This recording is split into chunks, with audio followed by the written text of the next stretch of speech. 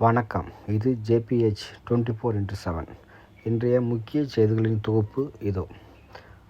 தமிழக வெற்றிக் கழகத்தின் தலைவர் விஜய் மற்றும் அதிமுக பொதுச்செயலாளர் எடப்பாடி பழனிசாமி ஆகியோரின் அரசியல் நடவடிக்கைகள் மற்றும் அறிக்கைகள் முக்கிய விவாதப் பொருளாக உள்ளன. காலநிலை மாற்றத்தை எதிர்கொள்வதற்காக தமிழக அரசின் நடவடிக்கைகள் முதல்வர் மு.க. ஸ்டாலின் தீவிரப்படுத்தியுள்ளார். குடியரசுத் தலைவர் திரௌபதி முர்மு வேலூர் பொற்கோவிலில் சாமி தரிசனம் செய்தார். சென்னையில் ஆபரண தங்கத்தின் விலை தொடர்ந்து அதிகரித்து வருவது பொதுமக்களிடையே கவலையை ஏற்படுத்தியுள்ளது. ப்ளூ போர் செயற்கைக்கோள் திட்டம் வெற்றி பெற வேண்டி இஸ்ரேல் விஞ்ஞானிகள் திருப்பதி ஏழுமலையான் கோயிலில் சாமி தரிசனம் செய்தனர்.